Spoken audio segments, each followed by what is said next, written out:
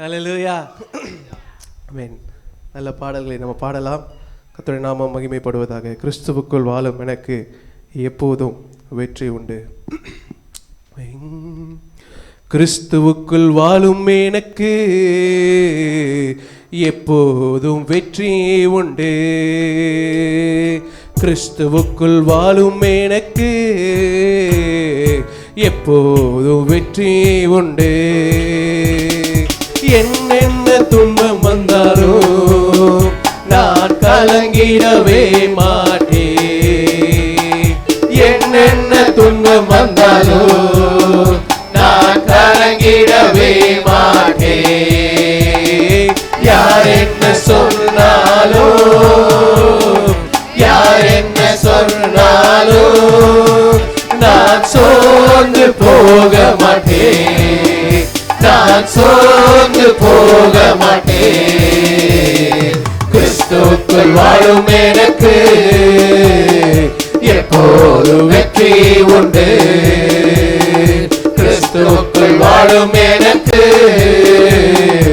எப்போது வெற்றி உண்டு. என் ராஜா முன்னே செல்கிறார், வெற்றி பவனி செல்கிறார்.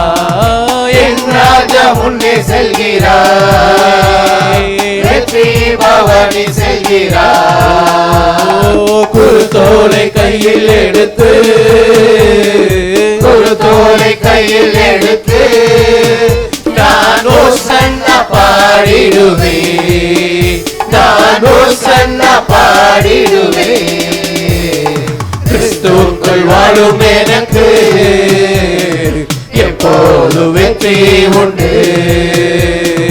கிறிஸ்துவுக்குள் வாழும் எனக்கு எப்போது வெற்றி உண்டு. சாத்தானின் அதிகாரம் எல்லாம் என் நேசர் பறித்துக் கொண்டார். சாத்தானின் அதிகாரம் எல்லாம் என் நேசர் பறித்துக் கொண்டார். சிலுவையில் அறைந்து விட்டார். சிலுவையில் அறைந்து விட்டார். இயேசு காலாலே மிதித்து விட்டார். இயேசு காலாலே மிதித்து விட்டார். கிறிஸ்துவுக்குள் வாழும் எனக்கு எப்போது வெற்றி உண்டு. கிறிஸ்துவுக்குள் வாழும் எனக்கு எப்போது வெற்றி உண்டு. பாவங்கள் போக்கிவிட்டார். இயேசு சாபங்கள் நீக்கிவிட்டார். பாவங்கள் போக்கிவிட்டார். இயேசு சாபங்கள் நீக்கிவிட்டார். இயேசுவின் தழும்புகளா, இயேசுவின் தழும்புகளா நான் சுகமானே சுகமானே. நான் சுகமானே சுகமானே. கிறிஸ்துவுக்குள் வாழும் எனக்கு எப்போது வெற்றி உண்டு. கிறிஸ்துவுக்குள் வாழும் எனக்கு எப்போதும் வெற்றி உண்டு. மேகங்கள் நடுவேனிலே என் நேசர் வரப்போகிறார். மேகங்கள் நடுவினிலே என் நேசர் வரப்போகிறார். என் கரம் பிடித்து அழைத்து செல்வார். கரம் பிடித்து அழைத்து செல்வார். இயேசு கண்ணீரெல்லாம் துடைப்பார். இயேசு கண்ணீரெல்லாம் துடைப்பார். கிறிஸ்துவுக்குள் வாழும் எனக்கு எப்போது வெற்றி உண்டு. கிறிஸ்துவுக்குள் வாழும் எனக்கு எப்போதும் வெற்றி உண்டு. சாத்தானின் அதிகாரம் எல்லாம் என் நேசர் பறித்துக் கொண்டார். சாத்தானின் அதிகாரம் எல்லாம் என் நேசர் பறித்துக் கொண்டார். சிலுவையில் அறைந்து விட்டார். சிலுவையில் அறைந்து விட்டார்.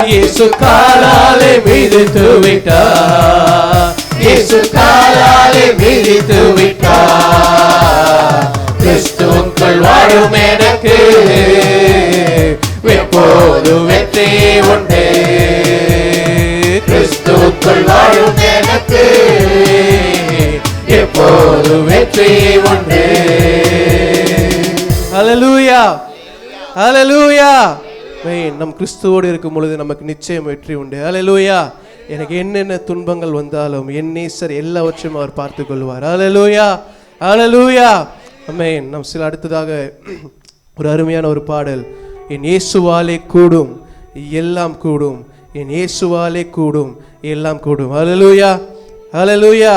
எத்தனை பேர் விசுவாசிக்கிறீங்க என் இயேசுவாலே எல்லாம் கூடும்? ஆமென், ஹல்லேலூயா. அவரால் கூடாதது ஒன்று உண்டோ என்று வேதம் சொல்லுகிறது. கர்த்தரை எல்லாவற்றையும் செய்ய அவர் வல்லவராக இருக்கிறார். ஹல்லேலூயா. ஆமென். அதனால இந்த பாடலை பாடி இந்த காலை வேளையில நம் கர்த்தருடைய நாமத்தை மகிமைப்படுத்தலாம். ஆமென். இந்த பாட புத்தகத்தில் உங்களுக்கு பாட்டு இருக்காது, நம்ம சர்ச் வாட்ஸ்அப் குரூப்பில் இருக்குது இந்த பாடல் இருக்கிறது. அதுபோல் உங்களுக்கு இந்த டிவியில் போடுவாங்க. அந்த பாடல் எல்லாம் நம்ம பாடி நம்ம கர்த்தருடைய நாமத்தை மகிமைப்படுத்தலாம்.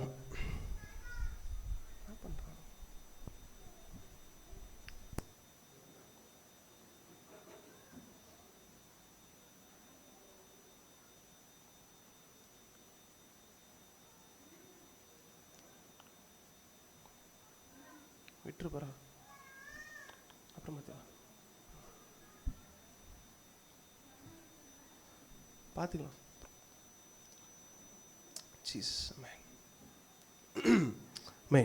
பாடலை பாடி நம்ம கர்த்தருடைய நாமத்தை மகிமைப்படுத்தலாம். இயேசுவாலே கூடும் எல்லாம் கூடும், என் இயேசுவாலே கூடும் எல்லாம் கூடும். ஆமென். இயேசுவாலே கூடும் எல்லாம் கூடும், என் இயேசுவாலே கூடும் எல்லாம் கூடும்.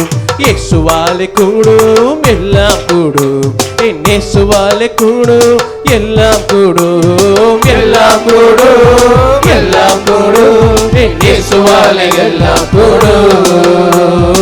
எல்லாம் கூடும், எல்லாம் கூடும், என் இயேசுவாலே எல்லாம் கூடும். இயேசுவாலே கூடும் எல்லாம் கூடும், என் இயேசுவாலே கூடும், எல்லாம் கூடும். இயேசுவாலே கூடும், எல்லாம் கூடும், என் இயேசுவாலே கூடும், எல்லாம் கூடும். எல்லாம் கூடும், எல்லாம் கூடும், என் இயேசுவாலே எல்லாம் கூடும். எல்லாம் கூடும், எல்லாம் கூடும், என் இயேசுவாலே எல்லாம் கூடும். சிறையில் இருந்த யோசேப்பை மீட்டெடுத்தாரே, ராஜாவுக்கு முன்பாக அமர செய்தாரே. சிறையில் இருந்த யோசேப்பை மீட்டெடுத்தாரே, ராஜாவுக்கு முன்பாக அமர செய்தாரே. உன்னையும் மீட்டிட உன்னையும் கொண்டு ரட்சிக்க, உன்னையும் மீட்டிட உன்னை கொண்டு ரட்சிக்க, என் இயேசுவாலே எல்லாம் கூடும். என் இயேசுவாலே எல்லாம் கூடும். இயேசுவாலே கூடும், எல்லாம் கூடும், என் இயேசுவாலே கூடும், எல்லாம் கூடும். இயேசுவாலே கூடும், எல்லாம் கூடும், என் இயேசுவாலே கூடும், எல்லாம் கூடும். எல்லாம் கூடும், எல்லாம் கூடும், என் இயேசுவாலே எல்லாம் கூடும். எல்லாம் கூடும், எல்லாம் கூடும், என் இயேசுவாலே எல்லாம் கூடும்.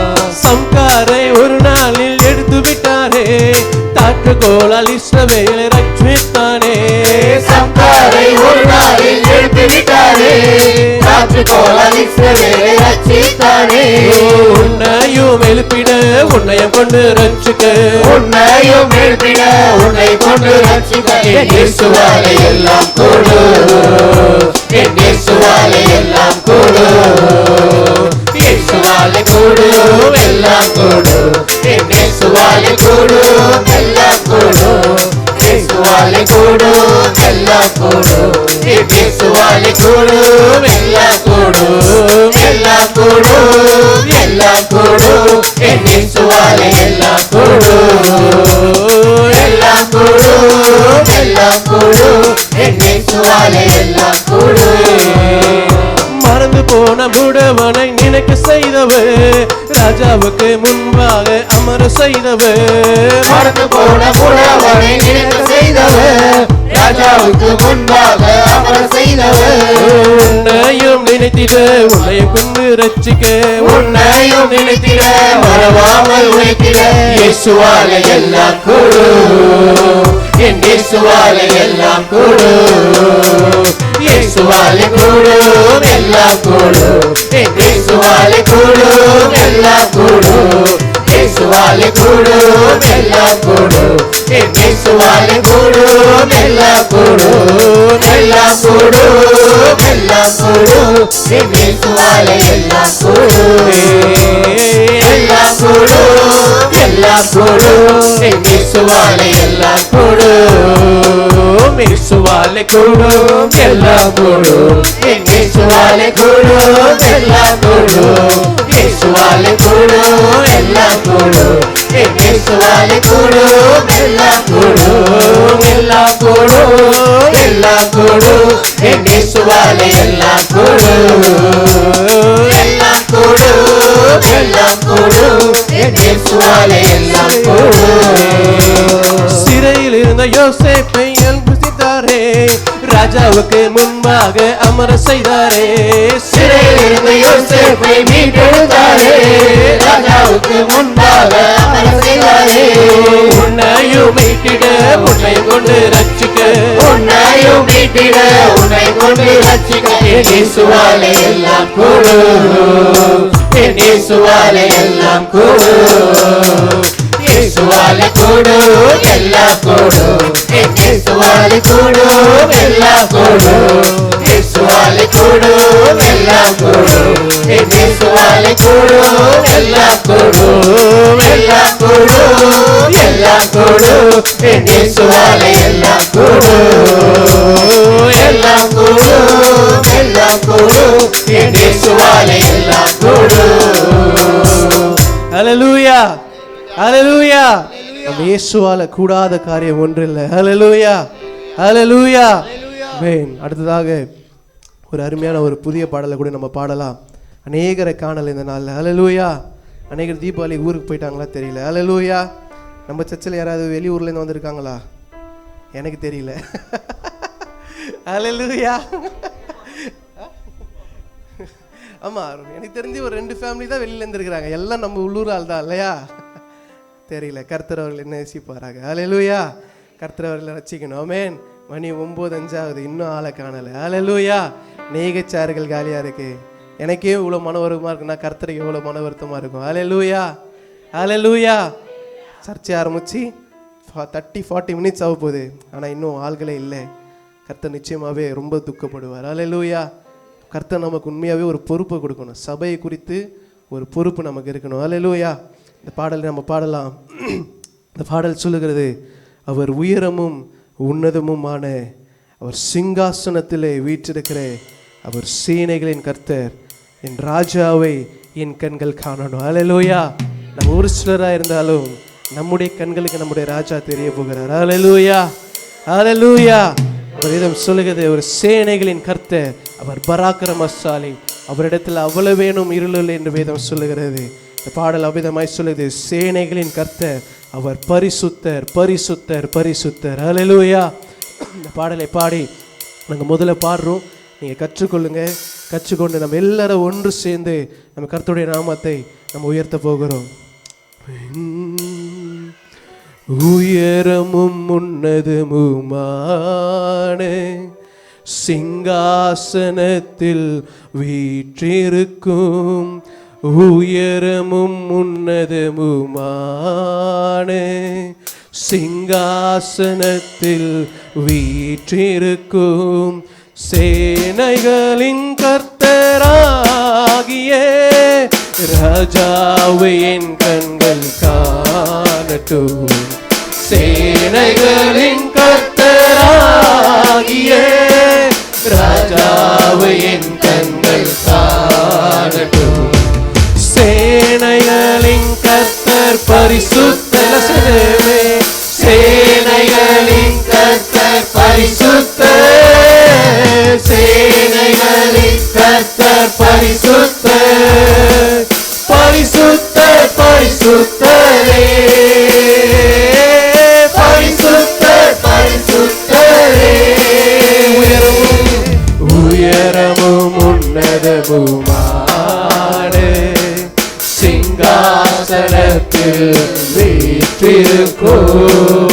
உயரமும் உன்னதமும் வானமே.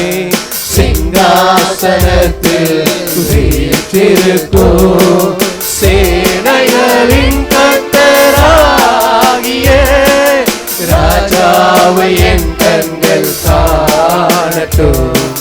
சேனைகளின் கர்த்தராகிய ராஜாவை என் கண்கள் காணட்டும். சேனைகளின் கர்த்தர் பரிசுத்தர், சேனைகளின் கர்த்தர் பரிசுத்தர், சேனைகளின் கர்த்தர் பரிசுத்தர், பரிசுத்தர் பரிசுத்தரே, ஓ பரிசுத்தர் பரிசுத்தரே.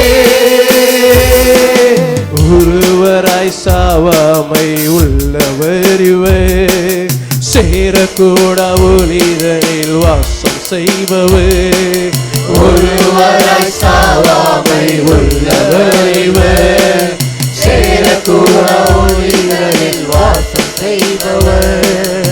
அகிலத்தை வார்த்தையால் சிருஷ்டித்தவர், இயேசுவே உம்மையே ஆராதிப்பேன். அகிலத்தை வார்த்தையால் சிருஷ்டித்தவர், இயேசுவே உம்மையே ஆராதிப்பேன். சேனைகளின் கர்த்தர் பரிசுத்தர், சேனைகளின் கர்த்தர் பரிசுத்தர், சேனைகளின் கர்த்தர் பரிசுத்தர், பரிசுத்தர் பரிசுத்தரே, பரிசுத்தர் பரிசுத்தரே. ஆதியும் அந்தமுமானவர் இவர், அல்பாவும் ஒமேகாவுமானவர் இவர். ஆதியும் அந்தமுமானவர் இவர், அல்பாவும் ஒமேகாவுமானவர் இவர். இருந்தவரும் இருப்பவரும் சீக்கிரம் வரப்போகும் ராஜா இவர். இருந்தவரும் இருப்பவரும் சீக்கிரம் வரப்போகும் ராஜா இவர். சேனைகளின் கர்த்தர் பரிசுத்தர், சேனைகளின் கர்த்தர் பரிசுத்தர், சேனைகளின் கர்த்தர் பரிசுத்தர், பரிசுத்தர் பரிசுத்தரே, பரிசுத்தர் பரிசுத்தரே. சேனைகளின் கர்த்தர் பரிசுத்தர், சேனைகளின் கர்த்தர் பரிசுத்தர், சேனைகளின் கர்த்தர் பரிசுத்தர், பரிசுத்தர் பரிசுத்தரே, பரிசுத்தர் பரிசுத்தரே. உயரமும் உன்னதமுமான சிங்காசனத்தில் வீற்றிருக்கும், உயரமும் உன்னதமுமான சிங்காசனத்தில் வீற்றிருக்கும் சேனைகளின் கர்த்தராகிய ராஜாவை என் கண்கள் காணட்டும். சேனைகளின் கர்த்தராகிய ராஜாவை என் கண்கள் காணட்டும். சேனைகளின் கர்த்தர் பரிசுத்தர், சேனைகளின் கர்த்தர் பரிசுத்தர், சேனைகளின் கர்த்தர் பரிசுத்தர், பரிசுத்தர் பரிசுத்தரே, பரிசுத்தர் பரிசுத்தரே. சேனைகளின் கர்த்தர் பரிசுத்தர், சேனைகளின் கர்த்தர் பரிசுத்தர், சேனைகளின் கர்த்தர் பரிசுத்தர், பரிசுத்தர் பரிசுத்தரே, பரிசுத்தர் பரிசுத்தரே. பரிசுத்தரே. ஹalleluya. நேசிக்கிற புத்திரனை சிச்சிக்கிறது போல கர்த்தரும் எவனிடத்தில் அன்பு கூறுகிறானோ அவனை சிச்சிக்கிறார். நீதிமொழிகள் 2:13. கர்த்தரை துதியுங்கள், நம்முடைய தேவனை கீர்த்தனம் பண்ணுகிறது நல்லது. துதித்தலே இன்பமும் ஏற்றதுமாய் இருக்கிறது. சங்கீதம் 147:1. எபேசியர் 5:2. கர்த்தர் நமக்காக தம்மை தேவனுக்கு சுகந்த வாசனையான காணிக்கையாகவும் பலியாகவும் ஒப்பு கொடுத்து நம்மில் அன்பு கூர்ந்தது போல நீங்களும் அன்பிலே நடந்து கொள்ளுங்கள். சங்கீதம் 92:12. நீதிமான் பனையை போல் செழித்திலே லீபனோனில் உள்ள கேதுரை போல் வளருவான். கர்த்தருக்கு பயப்படுதல் ஞானத்தின் ஆரம்பம், பரிசுத்தரின் அறிவே அறிவு. 9:10.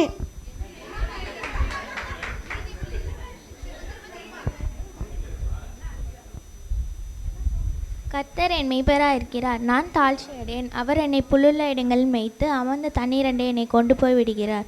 அவர் என் ஆத்மாவை தேற்றி தம்முடைய நாமத்தின் நிமித்தம் என்னை நீதியின் பாதையில் நடத்துகிறார். நான் மரண இருளில் பள்ளத்தாக்கில் நடந்தாலும் பொல்லாப்புக்கு பயப்படேன். தேவரீர் உமது கோலும் உமது தடியும் என்னை தேற்றும். என் சத்துருக்களுக்கு முன்பாக நீர் எனக்கு ஒரு பந்தியை ஆயத்தப்படுத்தி என் தலையை எண்ணெயால் அபிஷேகம் பண்ணுகிறேன். என் தாத்திரம் நிரம்பி வழிகிறது. என் ஜீவனுள்ள நாளெல்லாம் நன்மையும் கிருபையும் என்னை தொடரும். நான் கர்த்தருடைய வீட்டில் நினைத்து நாட்களாய் நினைத்திருப்பேன். ஆமேன். சங்கீதம் 23:1 அவர் அதிகாரம் முடியும். மார்க்கு 11:24. ஆதலால் நீங்கள் ஜெபம் பண்ணும்போது எவைகளை கேட்டுக்கொள்வீர்களோ அவைகள் பெற்றுக்கொள்வோம் என்று விசுவாசியுங்கள். அப்பொழுது உங்களுக்கு கொடுக்கப்படும் உண்டாகும் என்று சொல்கிறேன்.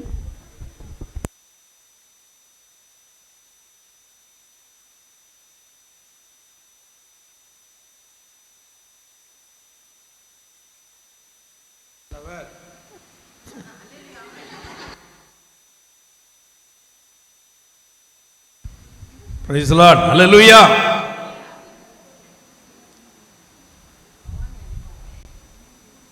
டேவிட் வந்துக்கிறாரா? சரி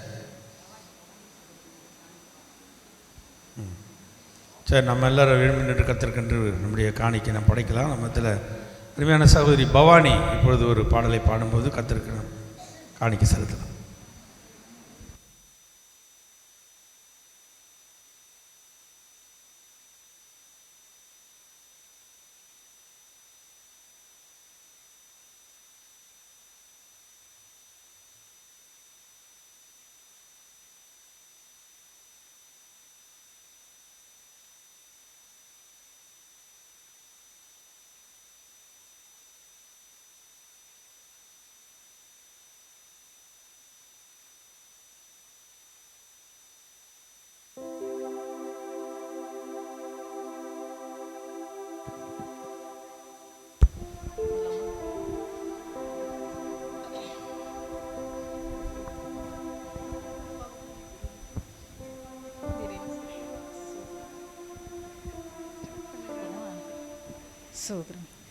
என் தாய் உருவாகும் முன்னே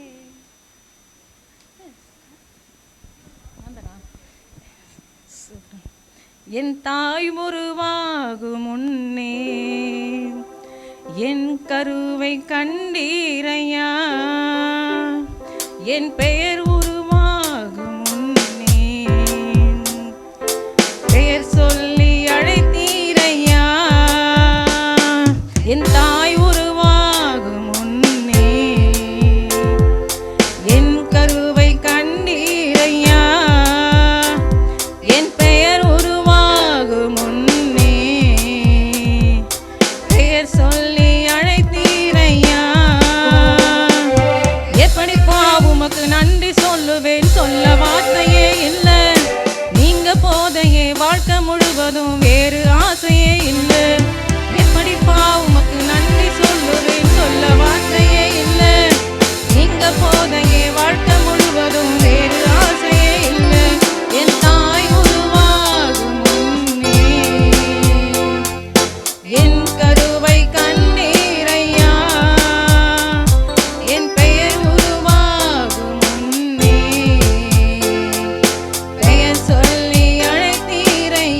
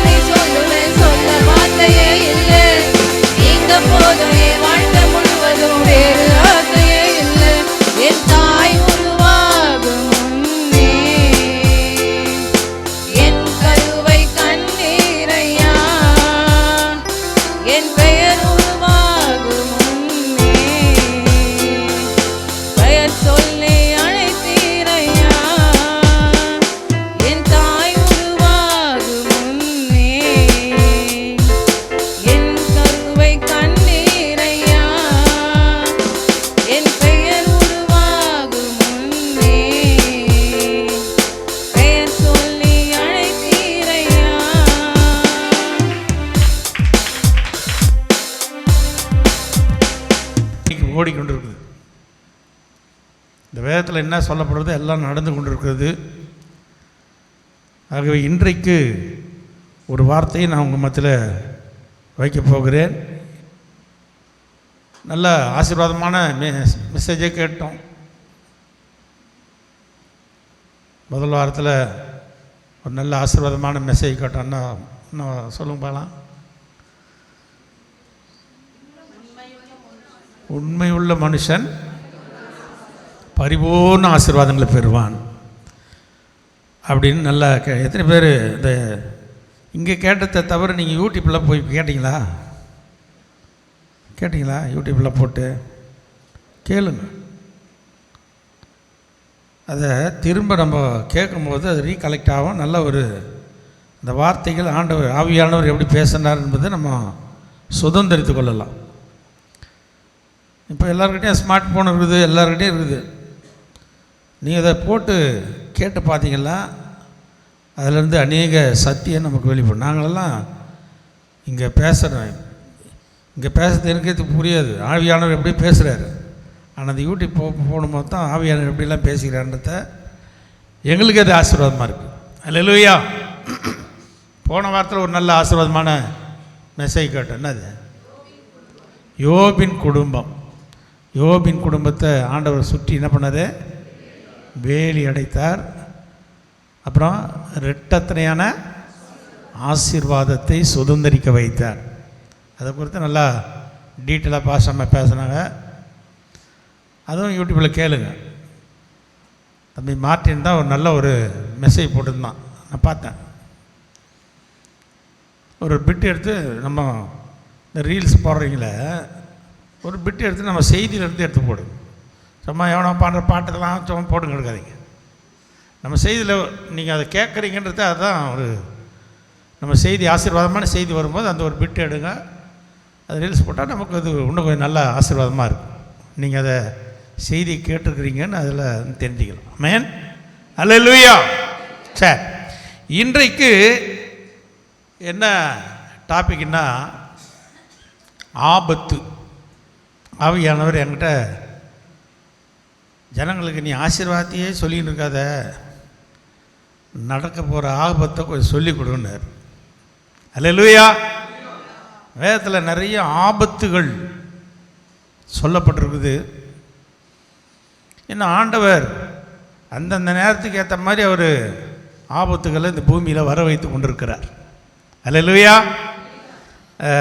யோபு 38ஆம் அதிகாரம் 23ஆம் வசனத்தை நான் வாசிக்கும் போது அங்கே சொல்லப்பட்டிருக்குது, ஆபத்து வரும் காலத்திலும் கலகமும் யுத்தமும் வரும் காலத்திலும் பிரயோகிக்கும்படி நான் அவைகளை வைத்திருக்கிறேன். அல்லேலூயா. ஆபத்து வரும் காலத்திலும் கலகமும் யுத்தமும் வரும் காலத்திலும் பிரயோகிக்கும்படி நான் அவைகளை என்ன பண்ணுறேன்? வைத்திருக்கிறேன் அப்படின்னு இது யார் சொல்கிறாருன்னா யோபுக்கு கர்த்தர் சொல்கிறார். அல்லேலூயா. இந்த 1ஆம் வசனத்தில் சொல்லிட்டு பாருங்க, அப்பொழுது கர்த்தர் பெருங்காற்றிலிருந்து யோபுக்கு உத்தரவாக சொல்கிற ஒரு வார்த்தை தான் என்னதுன்னா, யோபு நான் என்ன பண்ண போகிறேன்? ஆபத்து வருகிற காலத்தில் கலகமும் யுத்தமும் வரும் காலத்தில் பிரயோகிக்கும்படி நான் அவைகள் எல்லாம் என்ன பண்ணுறேன்? எவைகள்னா நீங்கள் பார்த்தீங்கன்னா சுனாமி, நீங்கள் பார்த்தீங்கன்னா இந்த 11ஆம் வசனத்தை இம்மட்டும் வா மிஞ்சி உன் அலைகளின் பெருமை என்று நான் சொல்லுகிற போது நீ எங்கே இருந்தாய்? கேள்வி கேட்குறார். இப்போ சுனாமி அடிக்குது, நிறைய யூடியூப்பில் பார்த்துட்டு இருப்பீங்க. எத்தனையோ 5 அடி உயரத்துக்கு 10 அடி உயரத்துக்கு சுனாமி என்ன பண்ணுது? அப்படியே எழும்பி வந்து வாரின்னு போயிடுது. நம்ம ஜென்ரேஷனில் நம்ம பார்த்துட்டோம் சுனாமின்னா என்னான்னு. பார்த்தோமா இல்லையா? 2004 பார்த்தோம். சுனாமி வந்து எவ்வளோ ஜனங்கள் அப்படியே வாரிக்கின்னு போயிடுச்சு. அது மாத்திரமல்ல, ஒவ்வொரு நேரமும் ஆபத்து காலம். 2020 பார்த்தோம், என்னது? கொரோனா வாதை வந்து எவ்வளோ பேரை அடக்கம் பண்ண கூட முடியாமல் வாரிக்கின்னு போயிட்டானுங்க. அவங்க குடும்பத்தில் ஒரு அடக்கம் கூட பண்ண முடியல. அவங்கள கார்பரேஷன்காரனே ஏற்ற என்ன பண்ணிட்டான், பணத்தை அடக்கம் பண்ணின்னு இருந்தான். இப்படி வாதைகள் பாருங்கள். ஆண்டவர் ஒவ்வொரு காலத்திற்கென்று அவர் என்ன பண்ணுறார், ஆபத்து காலத்தில் என்ன பண்ணுறாருன்னா ஒரு சில காரியங்களை அவர் கையில் வச்சுக்கிறார். நம்ம எச்சரிக்கையாக வாழ வேண்டும் நம்ம ஒவ்வொரு நாளும். ஆமென். கர்த்தருடைய பரிசுத்த நாமத்துக்கு மகிமை உண்டாகட்டும். அது ஆங்கிலத்தில் ரொம்ப அழகாக சொல்லப்படுது, which I have reserved for the time of trouble, for the day of battle and war. யுத்த காலத்துக்கும் கலகம் வர காலத்திலும் கலகம். இப்போ எங்கே பார்த்தாலும் கலகமும் யுத்தமும் தேசத்தில் என்ன ஆயிடுச்சு, பெருகி கொண்டிருக்கு. எந்த நேரத்தில் எவன் யுத்தம் பண்ணுவான்னு தெரியல. இப்போ ஒரு இடத்துல இந்த ட்ரம்ப் என்ன பண்ணுறாருன்னா இந்த பக்கம் கொஞ்சம் அமுக்குறாரு. இந்தியாவுக்கும் பாகிஸ்தானுக்கும் யுத்தம் வந்துதா இல்லையா? வந்தார். வந்தபோது டக்குன்னு அப்படியே அமுக்கிட்டாங்க போட்டு, ஆப்ரேஷன் சிந்தூர். அதை போட்டு அமுக்கி அப்படியே நிறுத்திட்டாங்க.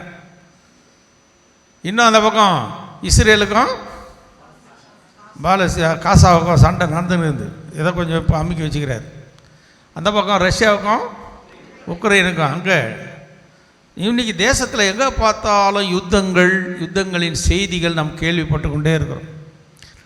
எந்த நேரத்தில் என்ன நடக்கணும்னு நம்மளால் சொல்ல முடியல. ஆபத்துகள் இந்த பூமியில் நெருங்கி கொண்டிருக்கிறது. அல்லேலூயா. ஆபத்து காலத்தில் சங்கீதம் 50:15 நீங்கள் வாசிக்கலாம். ஆபத்து காலத்தில் என்னை நோக்கி கூப்பிடு, நான் உன்னை விடுவிப்பேன். அல்லேலூயா. நீ என்னை ஆபத்து, இந்த பூமியில் எங்கே பார்த்தாலும் ஆபத்துகள் நம்மை சூழ்ந்து கொண்டு இருக்கிறது. இந்த ஆபத்து காலத்தில் கிறிஸ்தவங்க நல்லா தூங்கின்னு இருக்கக்கூடாது. என்னை நோக்கி என்ன பண்ண, கூப்பிடு. நம்ம கூப்பிட்டா தான் அவர் என்ன பண்ணுவார், விடுவிப்பார். கர்த்தருடைய பரிசுத்த நாமத்துக்கு மகிமை உண்டாகும். 107ஆம் சங்கீதத்தில் இஸ்ரவேல் ஜனங்கள் அவங்கள குறித்து அநேக இடத்துல சொல்லப்பட்டிருக்குது. 6ஆம் வசனம், 13ஆம் வசனம், 19ஆம் வசனம், 28ஆம் வசனம், இதெல்லாம் நீங்கள் வாசித்தீங்கன்னா தங்கள் ஆபத்திலே கர்த்தரை நோக்கி கூப்பிட்டார்கள். அவருடைய இக்கட்டுகளுக்கெல்லாம் அவர்களை நீங்களாக்கி என்ன பண்ணிட்டாரு, ரட்சித்தார். அங்கே சொல்லப்படுது 6ஆம் வசனத்தில் 107ஆம் சங்கீதத்தில் 6, 13, 19, 28 இந்த வசனம்லாம் நீங்கள் வாசித்தீங்களா? தங்கள் ஆபத்து நேரத்தில் கர்த்தரை நோக்கி கூப்பிட்டார்கள். ஆபத்து நேரம் வரும்போது கிறிஸ்தவ ஜனங்களாகி நாம் என்ன செய்யணும்னா ஆண்டவரை நோக்கி என்ன பண்ணோம், கூப்பிட வேண்டும். அதுக்கு தான் ஜெபம் ஜெபம் ஜெபம்னு அடிக்கடி நம்ம சொல்லியிருக்கிறோம். ஆனால் ஜெபம் எங்களுக்கு வேணான்னு ஓடிடுறீங்க நிறைய பேர். அதுலேயும் ஒரு சிலர் உத்தமமாக வரீங்க, கர்த்தர் ஆசீர்வதிப்பார். ஆமென். அல்லேலூயா. நம்ம ஒவ்வொரு நாளும் நம்ம ஆபத்துக்கு என்ன செய்யணும்னா, வேதம் என்ன சொல்லுதுன்னா, ஆபத்து வரும்போது நம்ம என்ன பண்ணோமா, நீங்கள் நீதிமொழி 22:3, 27:12 இதெல்லாம் வாசித்தீங்கன்னா, விவேகி ஆபத்தை கண்டு மறைந்து கொள்ளுகிறான், பேதைகள் என்ன பண்ணுறாங்க, நெடுக போய் தண்டிக்கப்படுகிறார். பார்த்தீங்களா? விவேகின்னா யார் தெரியுமா?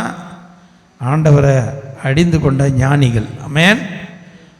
அவங்க என்ன செய்வாங்கன்னா, ஆபத்து வருது உலகத்தில், இப்பேற்பட்ட ஆபத்துகள் நம்மை நோக்கி வருதுன்னும் போது அவங்க போய் எங்கே போய் மறைஞ்சிக்குவாங்க, ஆண்டவருக்குள்ளே போய் என்ன பண்ணுவாங்க, கர்த்தருடைய நாமம் பலத்த துருகம், நீதிமான் அதற்குள்ளே ஓடி என்ன பண்ணுவான், சுகமாக தங்கிடுவான். நம்ம எங்கே போயின்னா மறைஞ்சிக்கணும். ஆபத்து தேசத்தில் திடீர்னு பூமி எதிர்ச்சி வருது, எங்கே பார்த்தாலும் கேள்விப்படுறோம்ல. நமக்கு வராதுன்னு நம்ம சொல்ல முடியுமா? ராத்திரி தூங்குறாங்க, படுக்கிறாங்க, காலையில் பார்த்தா அந்த கிராமமே என்ன பண்ணுது, மண்ணுக்குள்ளே புதைஞ்சி போயிடுது. திடீர்னு அப்படியே வானம் பிச்சுக்கு என்ன பண்ணுது, மேக வெடி பண்ணுறான், மழை கொட்டி வெள்ளம் அடிச்சு ஒரு கிராமத்தையே காலி பண்ணிட்டு போயிடுது. இப்படியெல்லாம் தேசத்தில் நம்ம நடக்குது. இதுக்கெல்லாம் நீ நானும் தப்பித்து கொள்ள வேண்டுமானால் என்ன செய்யணும், தேவனுக்குள்ளே போய் என்ன பண்ணோம், மறைந்து கொள்ள வேண்டும். ஒவ்வொரு நாளும் அப்பா எங்களை மறைத்து கொள்ளுங்க ஆண்டவரே, எங்களை ஆண்டவர் நாங்கள் உங்கள் மறைவுக்குள்ளே என்ன பண்ணுறோம், மறைந்து கொள்ளுகிற ஆண்டவரே என்று நம்ம மறைந்து கொள்ளணும். நமக்கு எல்லாருக்கும் தெரியும், யோனாவை குறித்து எல்லாருக்கும் ரொம்ப தெரியும். யோனா அவர் என்ன பண்ணார், போனான். யோனா எங்கே போனான், ஆண்டவர் எங்கே போக சொன்னார், எப்பா நினிவேக்கு போப்பா, போயிட்டு அங்கே ஜனங்களுக்கு என்ன பண்ண ஒரு எச்சரிப்பு கொடு அப்படின்றார். ஆனால் அவன் என்ன சொல்கிறான், நான் போக மாட்டேன் அப்படின்னு சொல்லிட்டு அவன் என்ன பண்ணான், தர்ஷீஸுக்கு ஓடி போகிறான். தர்ஷீஸுக்கு போய் திட்டுத்தரமாக போய் கப்பலில் ஏறிட்டான். போயிட்டு உள்ளே போயிட்டு என்ன பண்ணுறான், நல்லா ஒரு பாட்டு தூங்கி நிற்கிறார். அங்கே நீங்கள் வாசித்தீங்களா, இந்த யோனா 1073 பக்கத்தில் நீங்கள் பார்த்தீங்களா, 7ஆம் வசனத்தை 8ஆம் வசனத்தையும் படிக்கும்போது அங்கே சொல்லப்படுறது 7லேருந்து அவர்கள் யார் நிமித்தம் இந்த ஆபத்து நமக்கு நேரிட்டது என்று நாம் அறியும்படிக்கு சீட்டு போடுவோம் வாருங்கள் என்று ஒருவர் என்ன பண்ணுறாங்க சொல்லிக்கொண்டு சீட்டு போட்டார்கள். யோனா இரு வேணாரு. இந்த யோனா ஆண்டவருடைய வார்த்தைக்கு என்ன பண்ணல, கீழ்ப்படியில. இன்றைக்கி நிறைய பேர் யோனா மாதிரி நிறைய நம்ம சபையில் கூட இருக்கிறாங்க. அதனால் என்ன ஆச்சுன்னா, இவனுக்கு மட்டுமா பிரச்சனை வந்தது, ஆண்டவருடைய சத்தத்துக்கு இவன் மாற என்ன பண்ணான், ஆண்டவருக்கு கீழ்ப்படியாமல் இவன் அவர் போக சொன்ன இடத்த விட்டுட்டு எங்கே போகிறான், தர்ஷீஸுக்கு போயிடுறான். இவனுக்கு மட்டுமா பிரச்சனை வந்தது, இவருக்கு பிரச்சனை. இவர் போய் பேசாமல் கப்பலில் அடியில் போய் பத்துனுக்கிறார், தூங்குறாரு, எப்படின்னா போங்கடான்னு. ஆனால் கூட இருந்தவெல்லாம் என்ன பண்ணுறான், தத்தளிக்கிறான். பயங்கரமான காற்று அடிக்குது, ஆபத்து வருது, என்னென்னவோ பண்ணி பார்க்குறானுங்க, அவனுங்களால முடியல. டேய், இது யார் நிமித்தம் இந்த பிரச்சனை வந்ததுன்னு தெரியலையே, இந்த ஆபத்து நமக்கு எப்படிடா வந்தது, யார் என்ன பண்ணலாம், சீட்டு போடலாம் வாங்க அப்படின்னு சொல்லிட்டு கூப்பிட்றாங்க. ஹல்லேலூயா. சீட்டு யார் பேருக்கு வந்தது, யோனா பேருக்கு வந்துடுச்சு. அடுத்த வசனத்தை பார்த்தீங்களா, அப்பொழுது அவர்கள் அவனை நோக்கி, யார் நிமித்தம் இந்த ஆபத்து நமக்கு நேரிட்டது என்று நீ எங்களுக்கு சொல்ல வேண்டும், உன் தொழில் என்ன, நீ எங்கே இருந்து வருகிறாய், உன் தேசம் எது, நீ என்ன ஜாதியான் என்று கேட்டார்கள். கேட்டாங்களா இல்லையா அவனை? அதுக்கு அவன் சொல்கிறான், நான் எபிரேயன், சமுத்திரத்தை பூமியை உண்டாக்கின பரலோகத்தின் தேவனாகிய கர்த்தரிடத்தில் பயபக்தி உள்ளவன் என்றான். இன்னைக்கு வேதம் சொல்லுது, தேசத்தில் பக்தி என்ன பண்ணுதான், அற்று போயிடுச்சு. ஆனால் இவனுக்கு பக்தி இல்லாமல் இவன் என்ன பண்ணிட்டான், ஆண்டவரை விட்டுட்டு இப்போ வேலைக்கு போயிட்டான். இப்போ அவனுங்கெல்லாம் கேட்குறான், டேய் நீ எந்த ஊர், நீ என்ன, உன் தொழில் என்ன, உன் ஜாதி என்ன, எங்கேருந்து வந்த, ஏன் எனக்கு அவன் சொல்கிறான், வானத்தையும் பூமியும் சமுத்திரத்தை உண்டாக்கின தேவனிடத்தில் பயபக்தி உள்ளவன் நான் அப்படின்னு கேட்குறானு. அவனை கேட்ட உடனே அவனுங்களுக்கு பயம் வந்துடுச்சு. தின்னு, என்னடா இது, ஏன்பா இந்த மாதிரி செஞ்சு எங்களெல்லாம் என்ன பண்ணிட்டேன், இப்படி ஆபத்தை வர வச்சிட்டியே அப்படின்னு அவனுங்கெல்லாம் திகைக்கிறானுங்க. அப்போது இதில் என்ன தெரியுதுன்னா, ஆபத்து நம்ம குடும்பத்தில் வருதுன்னா ஏதோ ஒரு யோனா நமக்குள்ளே இருக்கிறார் வீட்டில், அப்படி தானே? யோனா தேவனுடைய சத்தத்தை கேட்காம, தேவனுக்கு கீழ்ப்படியாமல், தேவன் சொல்கிறாரு, எப்பா இந்த பக்கம் இதை செய்யாதப்பா, இதை போகாத, நீ ஆராதனைக்கு போ அப்படின்னு சொல்லும்போது, வாண்ணா நான் அங்கே தான் போவேன் அப்படின்னு மாறா போனாக்கா உனக்கு மட்டும் கலக்கம் இல்லை, யாருக்கும் கலக்கம், நம்ம குடும்பமே கலங்கும். கர்த்தர் அப்படி வச்சிருவார். அதில் ரொம்ப நம்ம எச்சரிக்கையாக வாழ வேண்டும். ஆமென். ஆபத்து வரும்போது, ஆபத்து வரும், அதுக்கு நம்ம தான் மறைந்து கொள்ள வேண்டும். ஆமென். விவேகி ஆபத்தை கண்டு என்ன பண்ணுறான், பேதை என்ன பண்ணுறான், நெடுக போய் தண்டிக்கப்படுறான். நம்ம பேதையாக இருக்கிறதுக்காக ஆண்டவர் நம்மை தெரிந்து கொள்ளவில்லை. நம்ம விவேகியாய் ஞானம் உள்ளவர்களாய் என்னத்தை சம்பாதித்தாலும் நீ என்ன பண்ண, ஞானத்தை சம்பாதிச்சு. ஆண்டவராக இயேசு தான் நமக்கு ஞானம். அவரை அவருடைய வார்த்தைக்கு நம்ம கீழ்ப்படிந்து அவரை மட்டும் நம்ம வாழ்க்கையில் என்ன பண்ணோம், பற்றி பிடித்து கொண்டு வாழ வேண்டும். அப்பொழுது நமக்கு ஆபத்து வராது. அல்லேலூயா. எத்தனை பேர் ஆமென்றீங்க? அல்லேலூயா. ஒருவேளை இது வரைக்கும் தேவனுடைய சித்தத்துக்கு மாறாக நான் நடந்துட்டேன், தேவனுடைய சத்தத்தை நான் கேட்டு கீழ்ப்படியாமல் போயிட்டேன்றவங்க இன்னைக்கு மனம் திரும்பிடுவோம். ஏன்னா நம்ம யோனா மாதிரி ஆகிடக்கூடாது. கட்சியில் அவன் சொன்னான், எப்பா நீங்கள்லாம் தப்பிக்கணும்னா ஒன்று செய்யுங்கடா. என்ன செய்யணும் சொல்லு? என்னை தூக்கி எங்கே போட்டுருங்க? கடலில் போடுங்க. அவனுங்களுக்கு வேறு வழியே இல்லை. இவன் ஒருத்தனால நம்ம எல்லாரும் என்ன பண்ணோம், சாவணம்பளை தூக்கி என்ன பண்ணிட்டானுங்க, கடலில் தூக்கி போட்டானுங்க. ஆனாலும் யோனாவை ஆண்டவிடம் பண்ணல, விடலை. ஒரு மீனுக்கு கட்டளை இட்டாதான் மீன் போய் என்ன பண்ணிச்சு, முழுங்கிட்ட. அது பாவம் 3 நாள் பட்டினியாக உட்காந்துக்குது. ஏய் அப்படியே வச்சுருக்கு, அதை ஜீர்ணிக்காத அவனை. 3ஆவது நாள் கட்டளை இட்டார், போய் என்ன பண்ண கரையில் கக்கி விடுனார். அதுக்கப்புறம் ஐயோ ஆஹா ஓஹோன்ற. அப்புறம் அதுக்கப்புறம் தான் அவங்களுக்கு தெரியும். சரி, ஆபத்துகள் இந்த பூமியில் நம்மை தேடி வரும். நம்ம ரொம்ப ஜாக்கிரதையாக இருக்கணும். வெளிப்படுத்தின விசேஷத்தில் ஒரு சில காரியத்தை நான் உங்களுக்கு சொல்லித்தர போகிறேன். ஒரு 3 ஆபத்து வெளிப்படுத்தின விசேஷத்தை நீங்கள் எடுத்தீங்கன்னா அங்கே சொல்லப்பட்டிருக்குது. 8ஆம் அதிகாரம் 13ஆம் வசனம் வாசிக்கும்போது அங்கே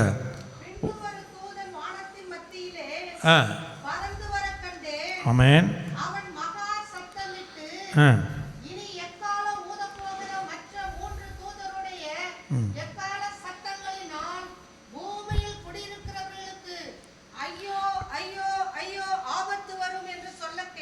அல்லேலூயா. இக்கால சத்தம் வானில் தொனித்திடவே எம் இயேசு மகாராஜனே வந்திடுவார். எக்கால சத்தம் வானில் தொனித்திடவே எம் இயேசு மகாராஜனே வந்திடுவார்.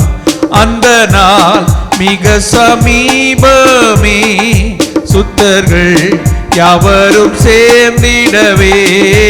அந்த நாள் மிக சமீபமே, சுத்தர்கள் யாவரும் சேர்ந்திடவே. தேவதூத பாடல் தொனிக்க தேவன் அவரையே தரிசிப்போமே.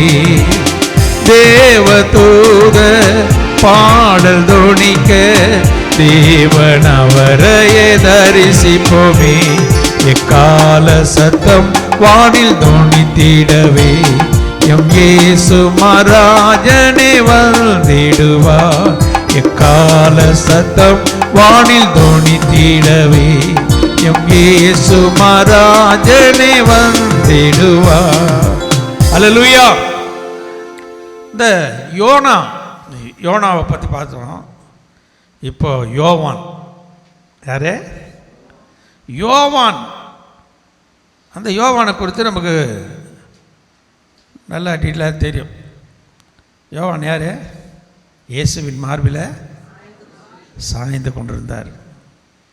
இயேசுக்கு அன்பான ஒரு சீஷன், நல்ல ஒரு அருமையான மனிதன் தான் யோனா. கடைசி காலத்தில் கூட அவர் தாயை ஆதரவு வேணும்னு சொல்லிட்டு யார்கிட்ட சொல்லி கொடுக்குறாரு? யோவான்கிட்ட தான் சொல்கிறாரு. யோவானுக்கு ஆதரவு வேணும்னு தாயை சொல்கிறாரு. இப்படி இருந்த அந்த யோவான் அவன் கடைசி காலத்தில் அவனை எங்கே நாடு கடத்திட்டானுங்க? எங்கே நடத்திட்டானுங்க? பத்மு தீவு நாடு கடத்திட்டானுங்க. அவனை எப்படியோ சாவடினோம் அப்படின்னு பார்த்தானுங்க. தூக்கி நல்லா கொதிக்கிற எண்ணெயில் விட்டு பார்த்தானுங்க. அவன் சாகலை. அல்லேலூயா. அவன் பழிச்சிட்டான். அந்த காலத்தில் அவனை நாடு கடத்தினானுங்க பத்மி தீவுக்கு. பத்ம தீவில் போயிட்டு அவன் இருக்கும்போது ஆண்டவர் அவனுக்கு அநேக ரகசியங்களை என்ன பண்ணுறாரு சொல்லி கொடுத்தார். அல்லேலூயா.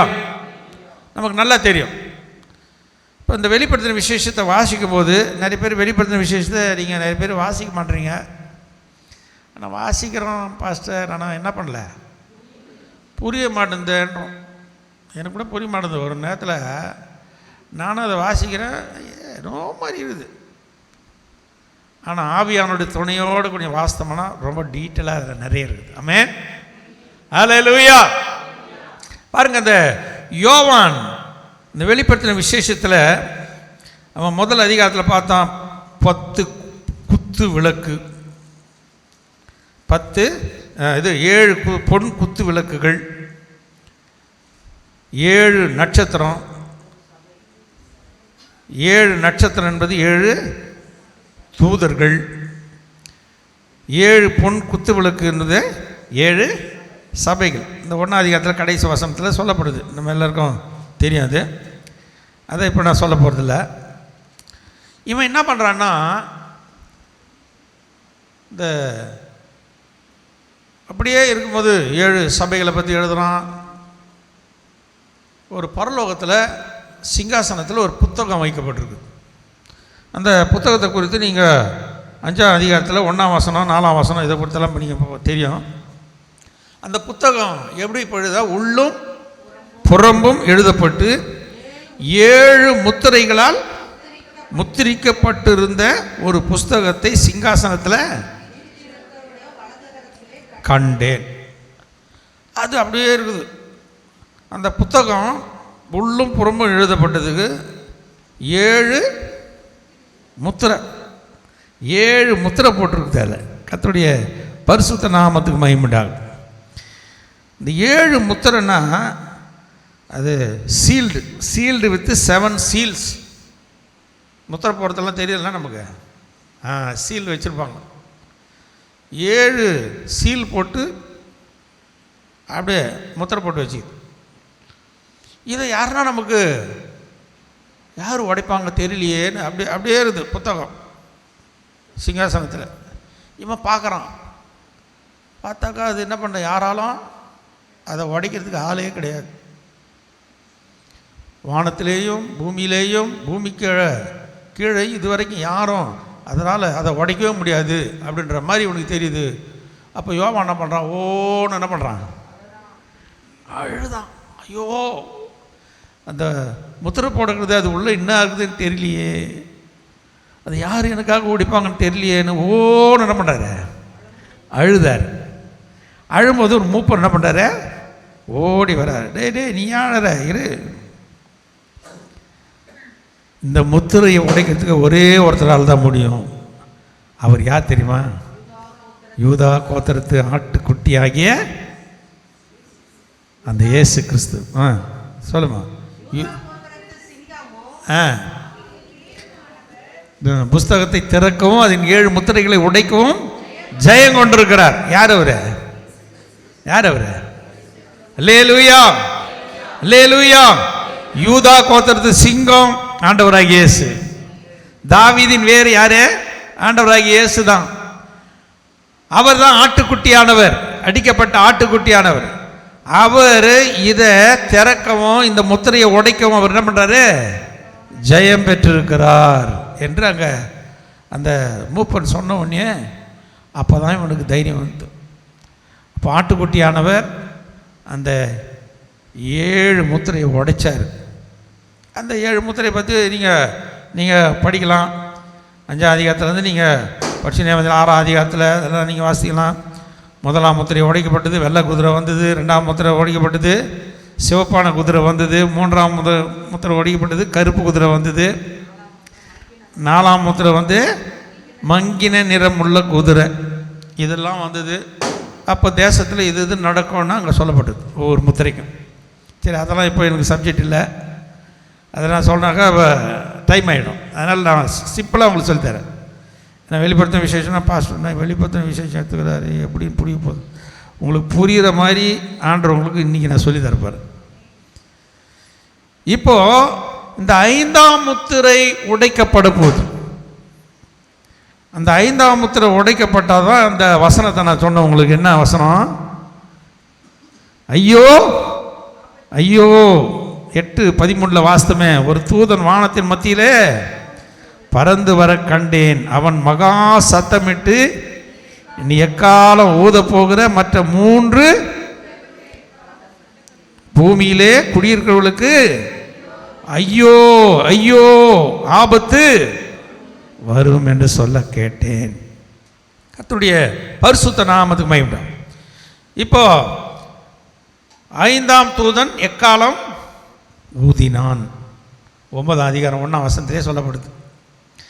5ஆம் தூதன் எக்காலம் ஊதினான். அப்பொழுது வானத்திலிருந்து பூமியின் மேல் விழுந்த ஒரு நட்சத்திரத்தை கண்டேன். அவனுக்கு பாதாள குழியின் திறவுகோல் கொடுக்கப்பட்டது.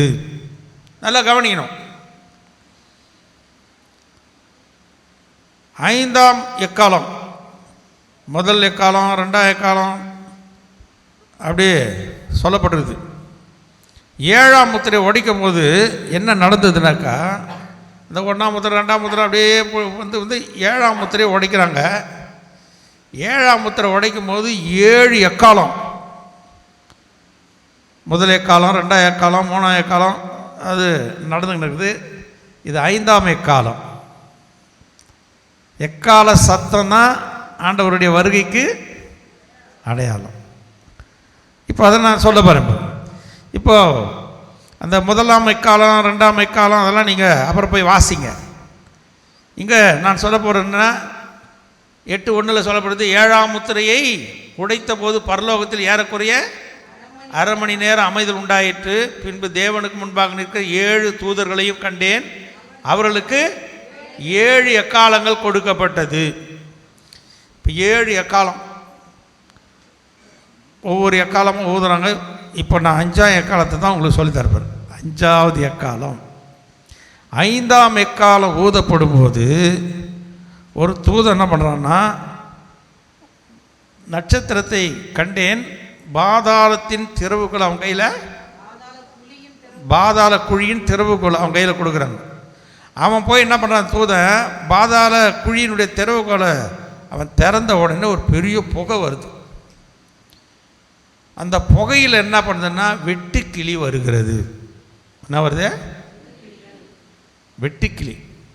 இந்த வெட்டுக்கிளி எப்படி இருக்கும்? அது முகம் வந்து மனுஷ முகம், அது பல்லு வந்து சிங்கம் பல்லு, அது கூந்தல் வந்து நல்லா நீளமான கூந்தல் இருக்குது அதுக்கு. நீங்கள் அப்புறம் போய் பாருங்க அதை, அந்த வெட்டுக்கிளி எப்படிப்பட்ட வெட்டுக்கிளின்னு. ஆனால் அதுக்கு வால் ஒன்று இருக்குது, தேள்களின் வால் கொடுக்கு இருக்குது. எதுக்கு? வெட்டுக்கிளிக்கு. இது கொட்டினாக்கா பயங்கரமான வேதனை மனுஷனுக்கு இருக்கும். அந்த வேதனை அவனை தாங்க முடியாதபடி அவன் போய் சாவலான்னு போனாக்கா சாவு அவனுக்கு என்ன பண்ணுதான்? வராது. இந்த வெட்டுக்கிளி போய் நீங்கள் நல்லா நீங்கள் டீப்பாக அதை வாசிங்க. 9ஆம் அதிகாரத்தை போய் வாசிங்க. இப்போ அதை டீப்பாக நான் படிக்கிறதுக்கு இப்போது நான் சொல்ல சிம்பிளாக சொல்லிக்கிறேன். வெட்டுக்கிளி எப்படியாப்பட்ட முகம்? மனுஷ முகம். பல்லு எப்படிப்பட்டது? சிங்கப்பல்லு. வால் தேளு வால் கொடுக்கு இருக்குது. சிறியருடைய கூந்தல், கூந்தல் எவ்வளோ பெரிய கூந்தல் இருக்குது. அப்படியேப்பட்ட வெட்டுக்கிளி எப்படின்னா பார்த்துக்கிறீங்களா நீங்கள்? ஆனால் வரப்போகுது இந்த வெட்டுக்கிளி. அது ஒரு நாளில் நிச்சயமாக வரப்போகுது. அந்த ஆபத்து இந்த பூமியில் வரப்போகிறது. இது யாரை கொட்ட போகுதுனாக்கா, இப்போ படிங்க. இப்போ யாரை கொட்ட போகுதுன்னு 4ஆம் வசனத்தை படிங்க.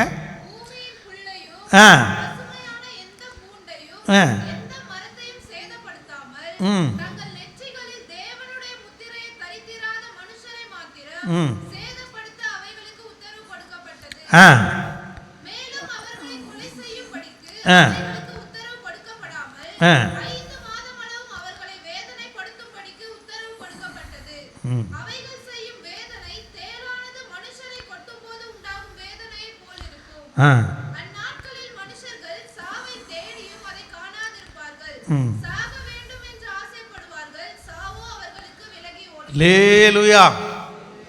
5 மாதம் அந்த வெட்டுக்கிளி மனுஷன் என்ன பண்ணுமா, கொட்டிக்கினே இருக்கும். மனுஷன் ஐயோ இந்த வேதனை என்னால் தாங்க முடியலையே, நான் போய் என்ன பண்ணுறேன், செத்து போடுறான்னு ஓடுவான். சாவு அவனுக்கு வராது. அங்கே அதான் சாக வேண்டும் என்று ஆசைப்படுவார்கள், சாவோ அவர்களுக்கு என்ன பண்ணா, ஒரு பயங்கரமான உபத்திரவ காலம் வரப்போகுது. இது யாருக்கு வரப்போகுது தெரியுமா? சொல்லுங்க பார்க்கலாம். இப்போ பட்சமே தங்கள் நெற்றிகளில் தேவனுடைய முத்திரையை தரித்திராத மனுஷன். தேவனுடைய முத்திரைன்னா என்னது? நான் வருஷப்படும் போது சொல்லிட்டேன். ஒரு முத்திரை என்ன முத்திரை? எபேசியர் 4:30 தானே இருக்குது. அது எபேசியர் 4:30 வாசிங்க பார்க்கலாம்.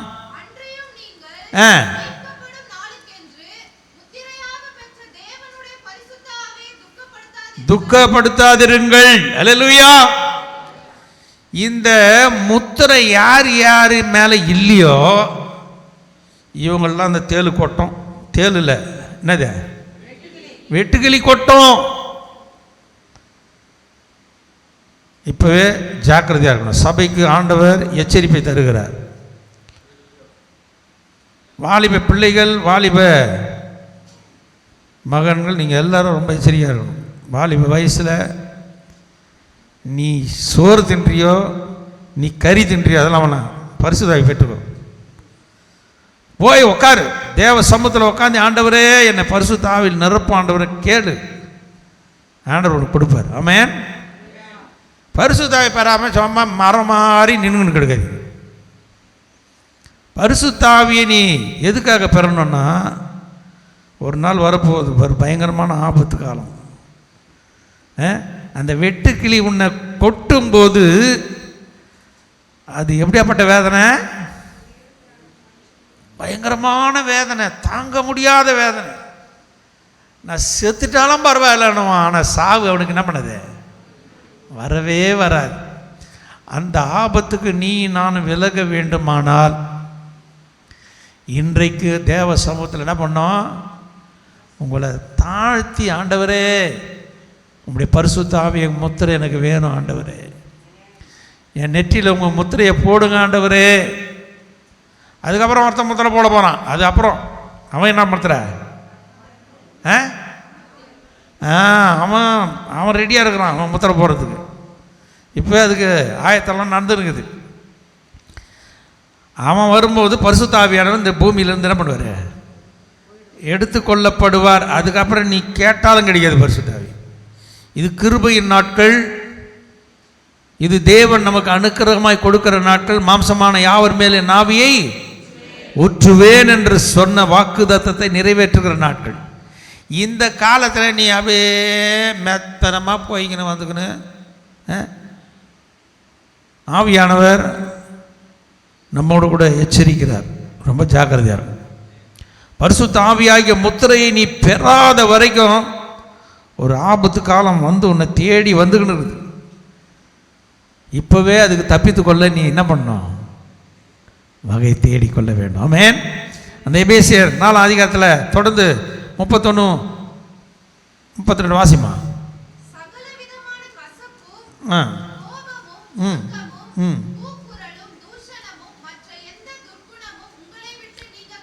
ஆமென்.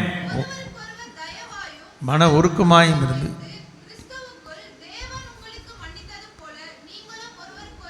ஆமென். அல்லேலூயா. பாருங்க, நம்ம கசப்பு, கோபம், மூர்க்கம், கூக்குரல், தூஷணம் இதெல்லாம் வச்சுக்கின்னு நீ கிறிஸ்தவனாக இருக்கிறது லாக்கியே கிடையாது. அல்லேலூயா, அல்லேலூயா. இந்த கோபம், மூர்க்கம், கூக்குரல், தூஷணம் இதெல்லாம் உன்னை விட்டு போனோன்னா உன் மேலே என்ன வரணும்? என்னைக்கு பரிசுத்த ஆவி உன் மேலே வராரோ அப்போ தான் இதெல்லாம் உன்னை விட்டு விலகி போடும். அது வரைக்கும் உனக்கு இதெல்லாம் இருந்துக்கிட்டு தான் இருக்கும். கோபம், மூர்க்கம், கசப்பு, யாரை பார்த்தாலும் கசப்பாக இருக்கும், யாரை பார்த்தாலும் கோபமாக இருக்கும், யார் மேலே ஒரு அன்பு செலுத்த முடியாது, அன்பாக ஒருத்தர் கூட சமாதானமாக இருக்க முடியாது. அதனால் அன்பு நம்ம என்ன செய்யணும்னா ஏசப்பா கிட்ட கேட்கணும், ஆண்டவரே இந்த தேவனுடைய முத்திரையாகிய பரிசுத்த ஆவி என் மேல் என்ன பண்ணுங்க, என் நெற்றியில் போடுங்க ஆண்டவரேன்னு கேட்கணும். இந்த ஆதி அப்போஸ்தலர் காலத்தில் கூட சீஷர் இருந்தானுங்க, 12 சீஷர் இருந்தானுங்களே. இயேசுவோடு கூட இருந்தானுங்க, இயேசுவோடு கூட தான் போனானுங்க, இயேசுவோடு தான் இருந்தானுங்க. ஆனால் ஒருத்தனுக்கு பரிசுத்த ஆவி இல்லாதனால அவன் என்ன பண்ண, துண்டை காணும் துணியை காணும் என்ன பண்ணிட்டான், ஓடி போயிட்டான். என்னைக்கு பெந்தகோஸ்தே நாள் வந்து பரிசுத்த ஆவியானவரை பெற்று கொண்டானுங்களோ அன்னிலேருந்து எப்படி இருந்தானுங்க, இரத்த சாட்சிகளாய் மாறி போனார்கள். ஏசுநாதரை நீங்கள் சிலுவையில் இப்படி வச்சாருங்க, நான் அதுக்கு பாத்திரம் இல்லை, என்ன பண்ணுங்க, தலைக்கே வச்சு அறையுங்க அப்படின்றான். அந்த அளவுக்கு இரத்த சாட்சிகளாய் மாறி போனார்கள். அது காரணம் என்ன, பரிசுத்த ஆவியானவர். பரிசுத்த ஆவியானவர்னு துக்கப்படுத்தக்கூடாது. இன்னைக்கு நிறைய பேர்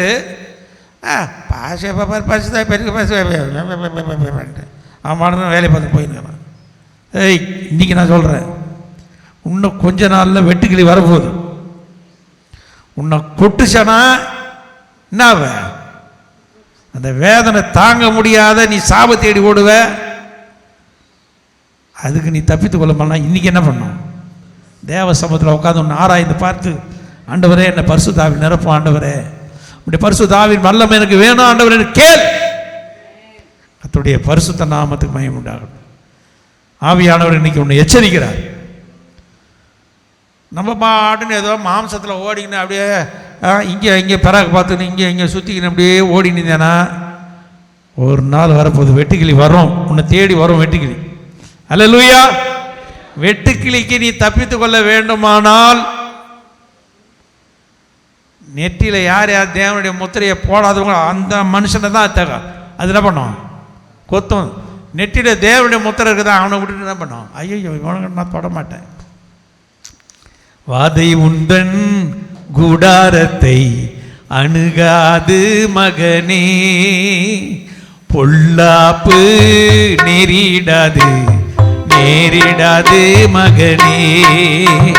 வாதை உந்தன் கூடாரத்தை அணுகாது மகனே, பொல்லாப்பு நேரிடாது நேரிடாது மகனே.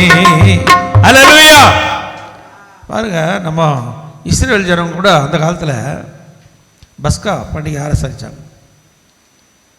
ஒவ்வொரு வீட்டையும் சங்காரத்தை வந்து என்ன பண்ணுறான், தட்டி போய் என்ன பண்ணுறான், தலை பிள்ளைங்களை என்ன பண்ணுறான், சதக் வெட்டி போட்டு போய் இணைக்கிறான்.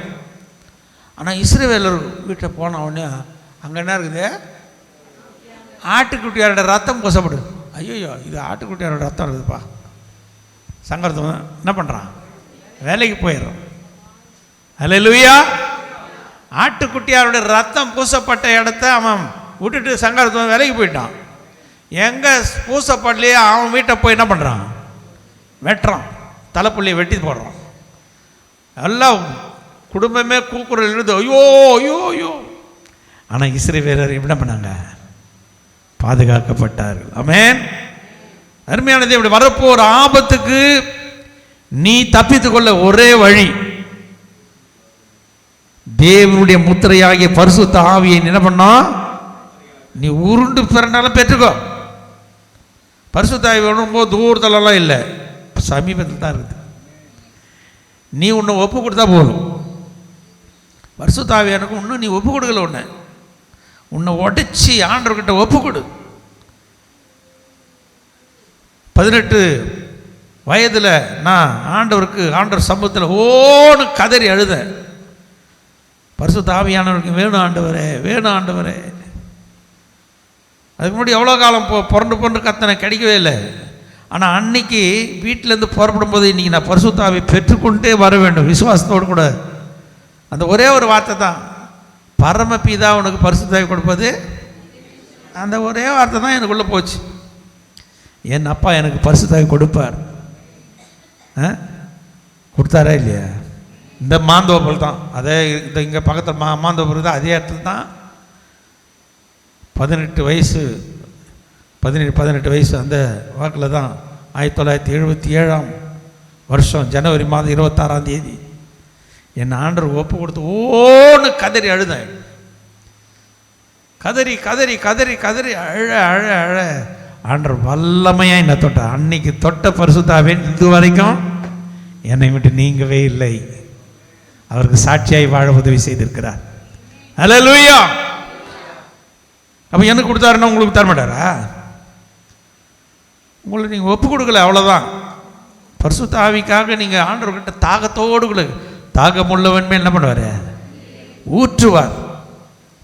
அருமையான தேவனுடைய பிள்ளையை ஆண்டவர் எச்சரிக்கிறார். ஒரு பயங்கரமான ஒரு ஆபத்து நம்மளை தேடி வந்துன்னு இருக்குது. வெட்டுக்கிளி. அந்த வெட்டுக்கிளி எப்படிப்பட்டது தெரியுமா? சொல்லுங்க பார்க்கலாம். வெட்டுக்கிளி எப்படி இருக்கும்? வெட்டுக்கிளி மாதிரி இருக்கும். அப்படி தானே நம்ம பார்க்குற வெட்டுக்கிளியெல்லாம்? அது அந்த அந்த வெட்டுக்கிளி இல்லை, மனுஷ முகம், அப்புறம் சிங்கம் பல்லு, ஸ்திரீகளின் கூந்தல், தேள்களின் கொடுக்கு. அது கொட்டுச்சனா தாங்க முடியாத வேதனை. மனுஷன் சாவை தேடி ஓடுவானா? சாவு அவனுக்கு என்ன பண்ணான்? அது வேலைக்கு ஓட. டேய் உன்னா சாவடிக்க மாட்டான். படு படு வேதனை படுக்கணும். அந்த வேதனை நம்மளுக்கு வேணுமா? வேதனை வேணாம். இன்னைக்கு ஆவியானவர் சொல்றாரு, பரிசுத்த ஆவியை பெற்றுக்கொள் சபையே. அந்த நாளுக்கு நீ தப்பித்துக்கொள்ள வேண்டுமான பரிசுத்த ஆவியை பெற்றுக்கொள். ரெண்டாவது அங்கே சொல்லப்படுது, 9 அதிகாரம் 12ஆம் வசனத்தில் சொல்லப்படுது, முதலாம் ஆபத்து கடந்து போயிற்று. அப்புறம் இவைகளுக்கு பின்பு இன்னும் 2 ஆபத்துகள் வருகிறது. இப்போ முதல் ஆபத்து என்னன்னா, என்ன ஆபத்து?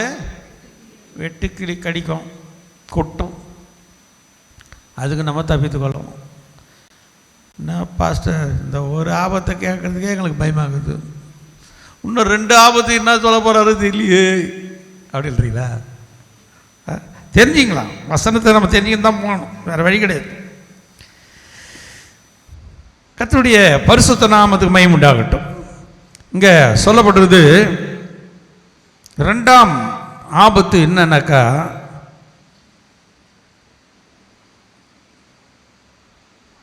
பதினெட்டாம் வசனத்தை வாசிங்க.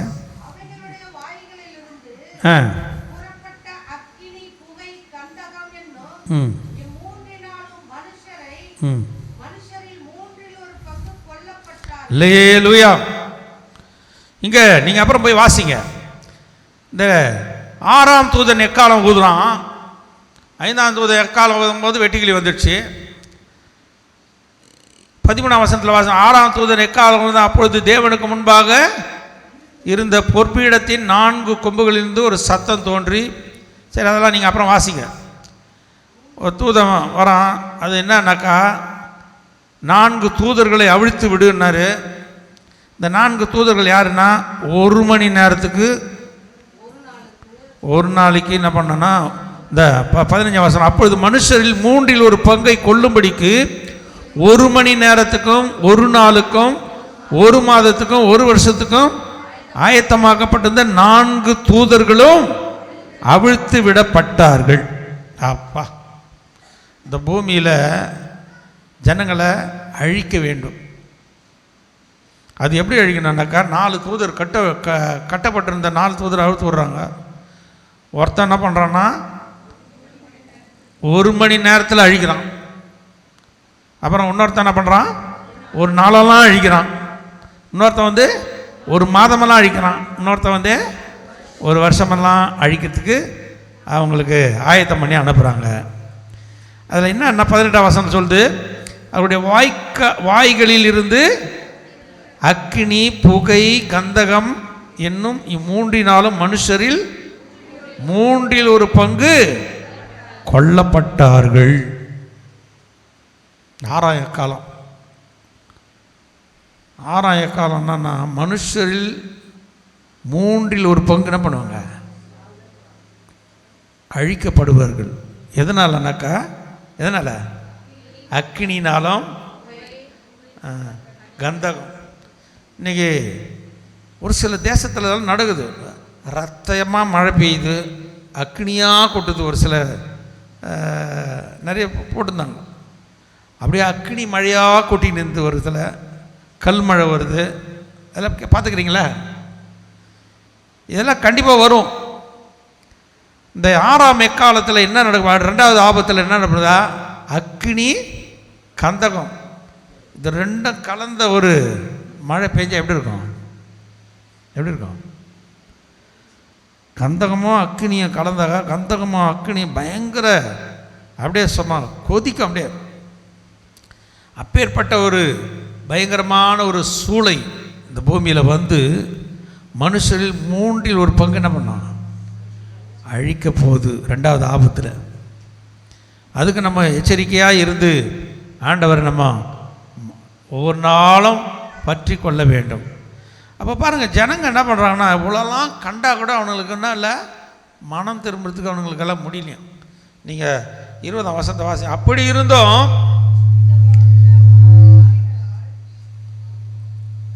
அந்த வாதைகளால்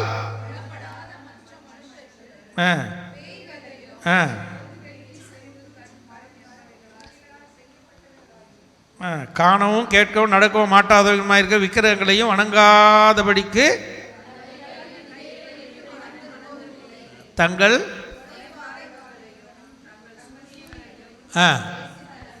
சரி தங்கள் கொலை பாதகங்களையும் தங்கள் சூனியங்களையும் தங்கள் வேசித்தனங்களையும் தங்கள் களவுகளை விட்டு மனம் திரும்பவும் இல்லை. பாருங்க, அக்கினியும் கந்தகமும் வானத்திலிருந்து கொட்ட போகுது. இன்னைக்கு சயின்டிஸ்ட் எல்லாம் சொல்கிறான், இந்த பூமிக்கு ஒரு பயங்கரமான ஒரு ஆபத்து வந்து கொண்டிருக்கிறது, அக்கினியும் கந்தகமும் கொட்ட போகுது, அல்லேலூயா, எரிஞ்சு சாம்பலாக போக போகுது அப்படின்னு நிறைய இப்போ நாசா விஞ்ஞானிகள்லாம் கண்டுபிடிக்கிறாங்க. ஒரு பயங்கரமான ஆபத்து வருது வருது வருது வருது. அல்லேலூயா. அருமையான தேவர்களே, அப்போ பாருங்கள், இந்த மனுஷன் அப்போ கூட என்ன பண்ணுறான்னா, அந்த ஆண்டவரை தேடணுன்ற எண்ணம் வரலாமல் அவன் இன்றைக்கி பலவிதமான காரியங்கள், தங்கள் கொலை பாதகங்கள், சூனியம், வேசித்தனம், களவு இதெல்லாம் விட்டு என்ன பண்ணல. ஆனால் நம்மளாம் என்ன பண்ணோம்? இதெல்லாம் வரப்போகுது, உண்மை. ஆமென். கந்தகம் அக்கினி வானத்திலிருந்து கொட்ட போது, அதுக்கு நீ நானும் தப்பித்து கொள்ள வேண்டாம். இன்றைக்கி என்ன பண்ணோம்? அவங்கள மாதிரி மனம் திரும்பாத இருந்தாக்கா அந்த அக்னி கந்தகம் இருக்கிற கடலில் தான் போய் பங்கடைவோம். நம்ம என்ன பண்ண? எச்சரிக்கையாய் வாழ வேண்டும். எச்சரிப்போடு கூட நாம் ஒவ்வொரு நாளும் ஆண்டவரை தேட வேண்டும், மனம் திரும்ப வேண்டும். மனம் திரும்ப வேண்டும் என்று எங்கும் உள்ள ஜனங்களுக்கு கட்டளையிடுகிறார். அல்லேலூயா. நம்ம மனம் திரும்பாத பட்சத்தில் அவர் என்ன பண்ணுவார்? எது விலக்கு தண்டுன்னா என்னது? நம்ம உயிரை எடுத்துருவார். மனம் திரும்பணும். இப்படியே ஓடிக்கினே இருக்கக்கூடாது. நம்ம காலம் ரொம்ப இனி காலம் செல்லாது. வேதம் அப்படி தான் சொல்லுது. இந்த 10:6 வசனம் சொன்னீங்க வந்து, இனி காலம் செல்லாது. காலம் ரொம்ப கொடிய காலத்தில் நம்ம வாழ்ந்து கொண்டிருக்கிறோம். நம்ம ரொம்ப எச்சரிக்கையாக இருக்கணும். மனுஷன் ஆண்டவரை அறியாதவன், பில்லி சூனியம் பண்ணுறவன், திருடன், கொலைகாரன், அவன்லாம் வந்து மனம் திரும்பாமல் அவன் கடைசியில் அவன் சாவான். ஆனால் நீ நானும் மனம் திரும்பாமல் போகக்கூடாது. மனம் திரும்பணும். பழையவைகள் எல்லாம் என்ன பண்ணோம்? ஏன்னா நம்முடைய லக்கு என்னன்னா, நம்ம ஆண்டவரை சதிக்க வேண்டும், ஆண்டவரோடு கூட நித்தியமாக என்ன பண்ணோம்? வாழ வேண்டும். அதுதான் நம்முடைய எண்ணமும் ஏக்கமும். இந்த 2ஆம் ஆபத்து என்ன பண்ணுது? 2ஆம் ஆபத்து கடந்து போகிறது. 11:14 வாசித்தீங்களா? அங்கே சொல்லப்படுது பாருங்க. 11:14 வாசித்தீங்களா?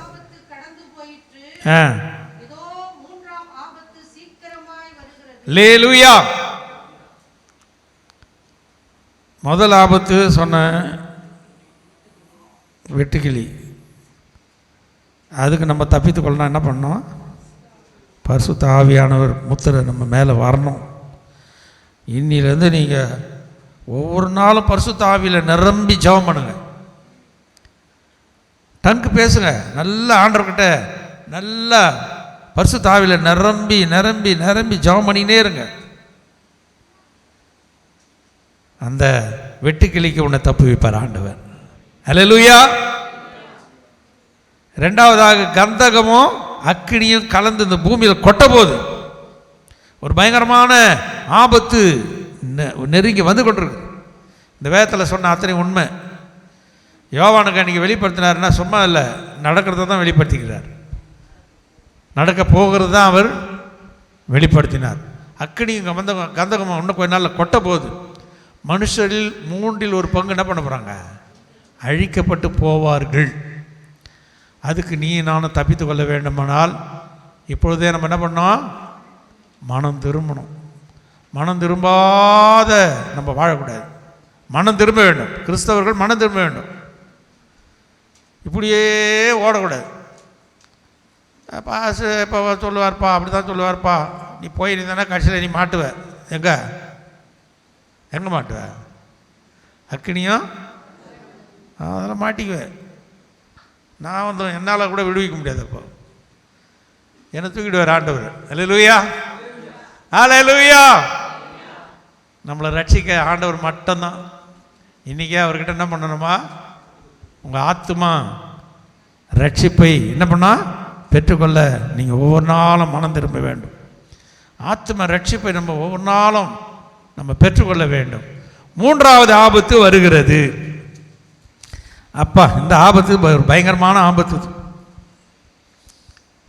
இந்த 3ஆம் ஆபத்து இருக்குது, இது பயங்கரமான ஆபத்து. இங்கே தான் நம்ம துரோகி, நம்முடைய எதிரி வெளிப்பட போகிறான். அல்லேலூயா. யார்? இங்கே பார்த்தீங்களா 12 7ஆம் வசனத்தை வாசிங்க. வானத்திலே யுத்தம் உண்டாயிற்று, அவனை சேர்ந்த தூதர்களும் வலு சர்பத்தோடு யுத்தம் பண்ணினார்கள். வலு சர்பமும் அதை சேர்ந்த தூதரும். ஆமாம். இப்போ வான மண்டலத்தில் பொல்லாத ஆவிகள் என்ன பண்ணுது? அவங்க அங்கே இருக்கிறானுங்க. இப்போ வான மண்டலத்தில் இப்போ நம்ம எதிரி எபேசியர் 6 வாசிக்கிறல்ல, துரைத்தனங்களும் அந்தகார வல்லமையும் வான மண்டலத்தில் உள்ள. ஆமாம். இப்போ நம்ம டைரெக்டாக நம்ம ஆண்டவர்கிட்ட வந்து எதையுமே பெற்றுக்கொள்ள முடியல. ஏன்னா பாரு, தானியல் என்ன பண்ணுறாரு? ஜெபம் பண்ணுறாரு. ஜெபம் பண்ண உடனே ஆண்டவர் என்ன பண்ணார்? ஓகே, சேங்ஷன் பண்ணிட்டார். ரிப்ளை சேங்ஷன் ஆயிடுச்சு. ஆனால் அங்கேருந்து ரிப்ளை வரும்போது வானமண்டலத்துக்கு ஆவி என்ன பண்ணுது? தடை பண்ணிடுது. 21 நாள் டிலே ஆகிப்போகுது. ஆனால் தானியல் மிகவும் பிரியமானவன். நீ வேண்டிக் கொள்ள போடுறதே கட்டளை என்ன பண்ணுச்சு? வார்த்தை வந்துச்சு. நம்ம கூட ஆண்டவர் நம்மளை ஆசீர்வதிக்க முடியல. வானமண்டலத்தில் இருக்கிற பொல்லாத ஆவிகள் என்ன பண்ணுது? ஒரு சில தடைகளை கொண்டு வருது. இப்போ 3ஆம் ஆபத்தில் என்ன நடக்க போகுதுன்னா, வானமண்டலத்தில் இருக்கிற பொல்லாத ஆவிகளோடு கூட மிகாவேல் தூதன் என்ன பண்ணுவார்? யுத்தம் பண்ணுவார். அல்லேலூயா. யுத்தம் பண்ண உடனே வானத்தில் அவர்கள் இருந்த இடமும் காணப்படாமற் போயிட்டு வானம் ஃபுல்லாக காலி ஆகிடும். அங்கே யுத்தத்தில் அவனுங்க தோற்று போனவனே அப்படியே என்ன பண்ணுறான்? பூமியில் வந்து விழுந்துடுறான். யார்? பிசாசும் அவனுடைய கூட்டமும். அதனால தான் இப்போ என்ன நடக்குதுன்னாக்கா 12ஆம் வசனம் சொல்லுது பாருங்க. ஆகையால் களி கூறுங்கள் பூமியிலும்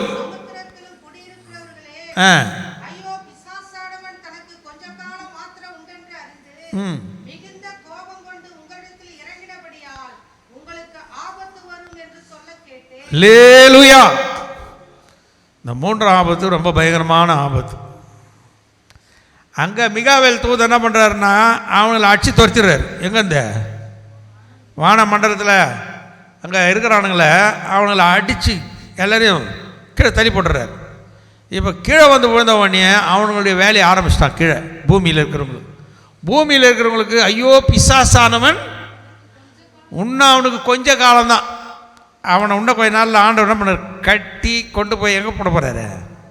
பாதாளத்தில் அடைக்க போகிறார்.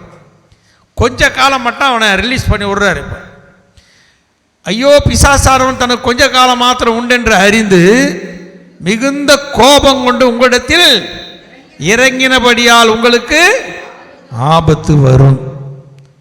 ஒரு பயங்கரமான பிசாசு அவன் நம்மளை அட்டாக் பண்ணுவான். அப்போ தான் இந்த பூமியில் நடக்க போகுது 7 வருஷம் அந்தி கிறிஸ்துவுடைய ஆட்சி ரொம்ப தீவிரமாக அதுக்கு அடுத்த ஏற்பாடுகள் நடந்துக்கிட்டு இருக்குது. அவன் வந்து ஆளுகை செய்ய போகிறான். அப்பேற்பட்ட நாட்களில் 13 அதிகாரத்தில் நீங்கள் பார்க்கலாம். அவன் என்ன பண்ணுவான்? 666 இப்போ சிப்பு வைக்கிறானுங்களாம். எங்கெங்கேயோ வச்சு பார்த்தாங்களாம். சிப்பு எங்கேயுமே சூட் ஆகலையா. ஆனால் வந்து நெற்றி இல்லைன்னா வலது கை, இந்த 2 இடத்துல மட்டும்தான் சூட் ஆகுது. ஏன்னா வெளிப்படத்தில் 13 அப்படி தான் சொல்லுவது. நெற்றியிலாவது வலது கையிலாவது என்ன பண்ணுவாங்க? அந்த முத்திரை போடுவாங்க. அந்த முத்திரையை குத்திக்கினவங்கெல்லாம் என்ன பண்ணுவாங்க? கொல்லவும் விற்க முடியும். இந்த முத்திரையை யார் யார் போடுறாங்களோ அவங்களுக்கு தான் ரேஷன் கடையில் அரிசி கிடைக்கும், கோதுமை கிடைக்கும், சர்க்கரை கிடைக்கும். முத்திரையை போட்டுக்கலனாக்கா எதுவுமே கிடைக்காது. அல்லேலூயா.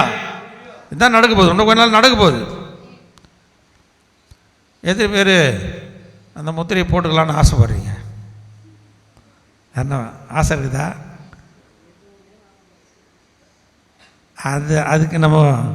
அதுக்கு நீங்களாகி அதுக்கு முன்னாடி ரகசிய உறவு வந்துடும். அந்தி கிறிஸ்து வர்றதுக்கு முன்னாடி ரகசிய வருகையில் கர்த்தர் தம்முடைய பரிசுத்தவான்களை தம்மோடு கூட என்ன பண்ணுவார்? எடுத்துக்கொள்ளுவார். ஆமென். அப்போ நம்ம அந்த பிசாசோடு கூட எப்படி யுத்தம் பண்ணணும் அதுக்கு தான் இங்கே சொல்லப்படுது. 11ஆம் வசனம், மரணம் நேரிடுகிறதா இருந்தாலும் அதற்கு தப்பும்படி தங்கள் ஜீவனையும் பாராமல் ஆட்டுக்குட்டியின் இரத்தத்தினாலும் தங்கள் சாட்சியின் வசனத்தினாலும் அவனை ஜெயித்தார்கள். அல்லேலூயா. இன்னைக்கு நம்ம ஜெயிக்கணும். ஜெயம் கொள்ளுகிறவன் எவனோ அவன் எல்லாவற்றையும் சுதந்தரிப்பான். இன்னைக்கே நம்ம அவனை ஜெயிக்கணும். பிசாசுக்கு எதிர்த்து நிற்கணும். பிசாசுக்கு என்ன பண்ண? எதிர்த்து நில். அவன் ஒன்று என்ன பண்ணுவான்? ஓடி போயிடுவான். நிறைய பேர் பிசாசுக்கு எதிர்த்து நிற்கிறதே கிடையாது. எத்தனை பேர் பிசாசுக்கு எதிர்த்து நிற்கிறீங்க சொல்ல பார்க்கலாம். தைரியமாக நான் பிசாசுக்கு எதிர்த்து நிற்கிறேன். அப்போ பிசாசுக்கு எதிர்த்து நிற்கிறேன்னா தெளிந்த புத்தி உள்ளவர்களாக இருங்கள். பிசாசுக்கு எதிர்த்து நில்லுங்கள். அவன் உங்களை விட்டு என்ன பண்ணுவான்? பிசாசை பார்த்து நம்ம பயப்படக்கூடாது. ஐயோ பிசாசு பிசாசு பிசாசை பார்த்து நம்ம பயப்படாமல் இருக்கணும்னா நமக்குள்ளே என்ன இருக்கணும்? பரிசுத்தம் இருக்கணும். தேவனுடைய ஆவியானவர் முத்திரை இருக்கணும். இது இருந்தாக்கா பிசாசை நம்ம என்ன பண்ணலாம்? அவனை ஓட ஓட துரத்தலாம். இது இல்லாமல் பார்த்தா பிசாசை பார்த்து நம்மள என்ன பண்ணுவோம்? பயந்து இருந்தால் கிடக்கணும். அப்போது பரிசுத்தவான்கள் எதனால் அவங்க ஜெயித்தார்களாம்? மரணம் நேரிடுகிறதா இருந்தால் அதுக்கு தப்பும்படி தங்கள் ஜீவனையும் பாராமல் ஆட்டுக்குட்டியின் இரத்தத்தினாலும் சாட்சியின். அதுக்கு தான் பைபிளை படிங்க, பைபிள் படிங்க, பைபிள் படிங்கன்றது. பைபிள் வாசிக்கணும். இந்த பைபிளை நீங்கள் எவ்வளோ தூரம் வாசிக்கிறீங்க அவ்வளோக்கு அவ்வளோ நீங்கள் பிசாசு ஜெயிக்கலாம். அல்லேலூயா. இந்த வசனம் உன்னை ஜெயங்கொள்ள வைக்கும். ஆமென். ஜெயங்கொள்ளுகிற மனிதனும் அவனை சிங்காசனத்தில் என்ன பண்ணுவேன்? உட்காரும்படி அருள் செய்வான்றார் ஆண்டவர். நான் ஜெயிக்கணும்னாக்கா, பிசாசை ஜெயிக்கணும்னாக்கா இந்த வேத வசனத்தை நம்ம கையில் எடுத்துக்கொள்ள வேண்டும். அனுதினமும் தியானிங்க. ஒவ்வொரு நிமிஷமும் நீ வேலை தான் செய்ய, ஆனால் வசனத்தை இப்போ எவ்வளோ வசனம் கேட்குறோம்? ஒன்று கூட உள்ளே இருக்காது. இல்லை குழந்தைங்க சொல்லுத உன்னதமானவர் மறைவில் இருக்கிற சர்வ வல்லவருடைய நீரில் இருக்குவான், நான் கர்த்தரை நோக்கி நீர் நடைக்கலவன் கோட்டை சொல்லிக்கிட்டு தான் போயேன். வண்டி ஓட்டினா ஆட்டோ ஓட்டுறாரு இவர். ஆட்டோ ஓட்டிக்கின்னு என்ன பண்ணலாம்? உன்னதமானவர் மறைவில் இருக்கிற சர்வ வல்லவருடைய சொல்லிக்கின்னு போ. அதான் தியானம். நான் உட்காந்து அப்படியே பைபிளையே பார்த்துட்டு நீ அப்போ வேலை எப்படி செய்வேன்? தியானம் பண்ணுறதுன்னா அதுதான் தியானம். ஒரு மாடு என்ன பண்ணுதுன்னா இன்னைக்கு ஃபுல்லாக என்ன பண்ணுது? புல் மேயுது. நைட்டு பார்த்துக்கிறீங்களா அந்த மாட்டை? இருங்க. ஆமாம், அது என்னென்ன புல் மேய்ஞ்சுது எல்லாத்தையும் எடுத்துகிட்டு வந்து அப்படி போடுறதில்ல அசை. இந்த அசை போடுறது தான் தியானம் பண்ணுறது. நீ அசை போட போட போட போட போட இரவும் பகலும் தியானமாக இருக்கிற மனுஷன் அவன் செய்வதெல்லாம் வாய்க்கும். இரவும் பகலும் தியானம் பண்ணிக்கிட்டே இருக்கணும். நீ என்ன வேலைனா செய்ய, இல்லை சாமான் தைக்கிறியா, இல்லை சோறு ஆக்குறியா, இல்லை துணி தைக்கிறியா, எந்த வேலைனா செய். ஆனால் அசை என்ன பண்ணோம்? வசனத்தை தியானம் பண்ணணும். இந்த வசனத்தை தியானிக்க தியானிக்க சாத்தான் அவனை விட்டு ஓடுவான். வசனம் தான் வாள். ஆமென். வசனம் தான் ஆயுதம். சாத்தானை வென்றெடுக்கிற ஆயுதம் வசனம் தான். இயேசு கிறிஸ்து சாத்தானை எப்படி ஜெயிச்சார்? வசனத்தினால தான் ஜெயிச்சார். வசனத்தையே வாயில் நான் சொல்ல மாட்டேன் அப்படி இருந்தால் சாத்தான் என்ன பண்ணுவான்? ஒன்று போட்டு ஒரு அமுக்கு அமுக்கிடுவான் பாட்டு. அல்லேலூயா. அதனால் அந்த சாத்தானுடைய ஆட்சிக்கு நீயும் நாம் தப்பித்து கொள்ள வேண்டுமானால், அந்த பிசாசுடைய முத்திரையை நாம் தரிக்காமல் இருக்க வேண்டுமானால், நம்ம இப்போவே தேவனுடைய முத்திரை என்ன பண்ணோம்? தரித்து கொள்ள வேண்டும். மனம் திரும்ப வேண்டும். வசனத்தை என்ன பண்ணோம்? அனுதினமும் தியானிக்கிறவர்களாய் மாற வேண்டும்.